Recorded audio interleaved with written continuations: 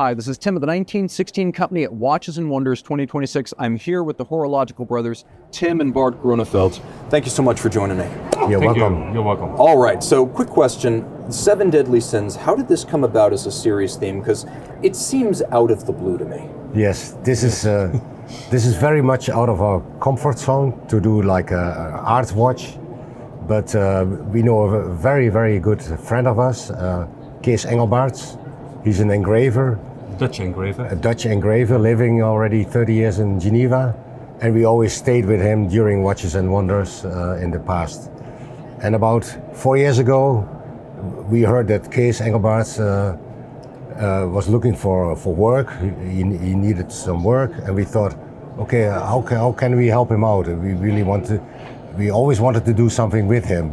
And we didn't know what to do. We didn't know what to do, and we could have done the four seasons or something smaller, but we thought, let's do something big. Let's do something crazy, out of our comfort zone. So we came up with the idea for the 7 Deadly Sins to make 7 watches, one huge set of 7 watches. It's displayed and delivered in a 1 meter box. So this is our first chronometer. So it's a 1 meter box. Chronometer, got it. They're Dutch, they're very literal. And for every theme, he engraved it so nicely. The 3D effect of it is amazing. The original images, they come from Jacques Callot back in the 1600s. And that was like an engraving for print, but it was 2D drawings, and he translated magnificently into 3D sculpted metal. And what is the dial made of? Is it silver? Is it gold? The base of the dial is a thick plate of white gold, so it's sculpted into white gold. But to enhance the depth of the dial, we added a coat of silver and stained it a bit to have a nice 3D effect. And have a little bit of a patination, almost like it's Exactly. aged. Now, in terms of how you go about bringing something like this to market, is it just the one set of 7? Yes, it is. It is one set of 7 watches, once made, will never be done again. So it's for one collector, this set. You will not produce another set or same set again. So it's we did it only for once. Given that your order book is generally very difficult to get into, and this is an exceptional set, how do you choose who gets the one set? Yeah, I mean, for this we also needed another customer that we usually have. Usually they go for technical pieces, plain, simple, but very technical. And here it is still technical, but the movement is nothing special, but the dial here is very special. So we just need to find one customer. And And has that customer not yet been found? I think it's found, yes. Ah, okay. I haven't checked my email now. Yeah. And they are based on the automatic base, so if you're Yes. familiar with the Principia, fundamentally they are mechanically the same watches with the exceptional dial. And we're going to capture all of them so you can see all of the deadly sins. And don't worry, it's all safe for work. Lust is more conceptual than you might imagine. Yes. So that's a beautiful execution and a very different kind of an idea. But what I would like to say also is that for our little brand, it's very difficult for us to come out with a new watch every year. It's impossible. So usually every 2 years or every 3 years, 4 years, we can come out with something mechanically an exception. But to keep the talk going, we do also little side projects. And this is not a little side project. It came out quite big. This is a huge side project. But most of the work here is done by Mr. Kees Engelbarts, so that doesn't take away capacity from the usual work. But this was done by Mr. Kees Engelbarts. But it is a substantial commitment for you, since you won't do 100 watches a year. Yeah. So to do 7 watches in one series for one client, that is a big commitment by Grönefeld. Yes, it is. But don't forget that we have been working on this project since 2022, so it's many years to complete this complete set of 7 watches. That's exceptional and unprecedented. Last year we were talking about another unprecedented experience, which is building a watch for women. At least that was the premise. Have any men come forward and say, yeah, I'd like the Tanfona? Not as I know. Not as We have many men, they say, I like it, but Yes. not, They haven't yet committed. no, not yet. So someone told me, don't advertise it as a ladies' watch, but I didn't follow his advice. So we advertised it as a ladies' watch, and perhaps we shouldn't have done that. But yeah, What has that experience been like then for the last year? I mean, let's be honest, most watch collectors are guys, and for the last year, for the first time, you were expressly marketing a watch to women. How did you connect with them? They're not at the normal watch meets, they don't go to the same shows. Like, where do you find the customer for a watch like this? yeah, this is more like if a customer buys himself expensive watch like the Chronograph, you know, sometimes you have to come home with flowers. A his and But hers? now he can come home with a Chronograph and a Nice watch. and a nice watch for the lady. Now, I find as women get more into watchmaking, I don't necessarily know that there's more, but the ones who are in the hobby are much more intense about it. If a woman came to you and said, look, I love the size, I love the style, I love the dial, can you do it without diamonds? Would you do it without diamonds? For the sorry, moment, for the moment, we are too busy doing our regular stuff. So we do very, very little or hardly any personalizations. It is, for the moment, it is what you see on our website or whatever. That's what you can get, but not. We do not do bespoke work. Now, in terms of how it's put together, I know you worked with a partner on the gem setting. You have welded lugs here. You have an exceptional dial. The dial really is the focal point. Although the gems are a highlight, the dial is really the heart of this watch. It's a very different textured multi-layer look. How did you get this effect? Yeah, it's aventurine, the dial, so it's nicely sparkles. It has already some depth in it. It's like glass.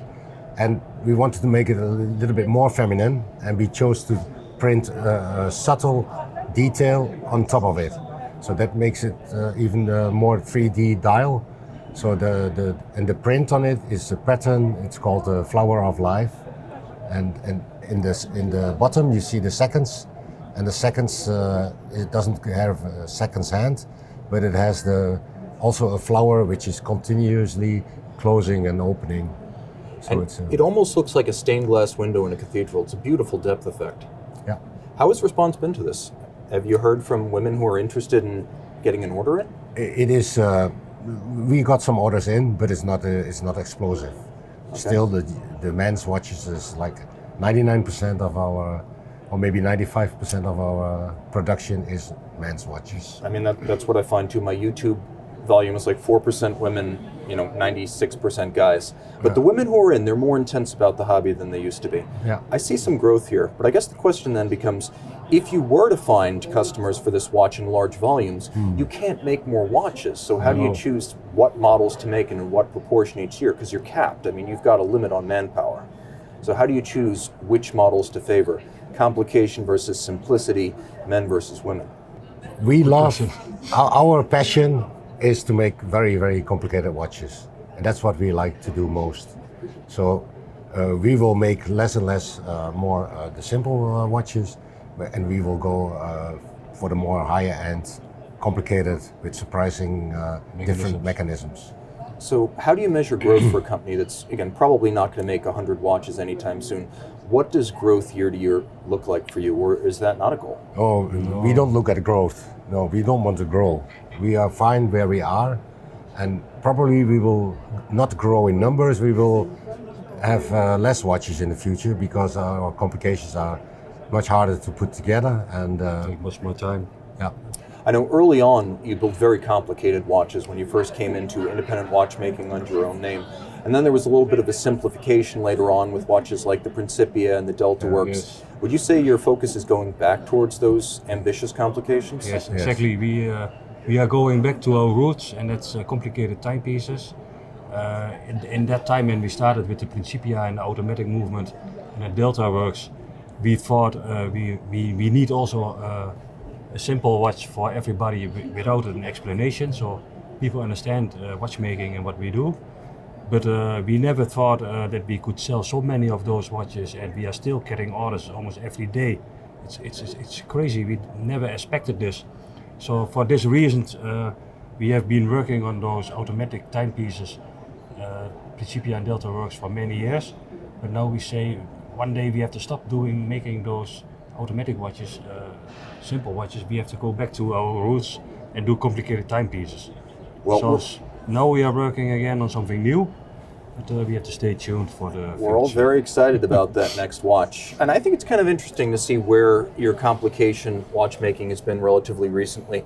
You won the GPHG with the Chronograph. It's a very unconventional watch. Now tell me a bit about the additions, because I think a lot of people tell me, oh, there's 188 of them, but it's not that simple. No, we launched this watch, the premiere version. It was launched in tantalum, 25 pieces in tantalum, and we said also we are going to make 188 in steel. But when we launched this watch back in 2022, the success was so tremendous. We got so many orders in just like 3 hours. I said to Tim, let's close it, because we cannot. We thought we need about 5 years to sell all these, but we sold them almost all in like 3 hours. So we said, please close the website. We are not taking more orders, because first we have to produce watches and then deliver them.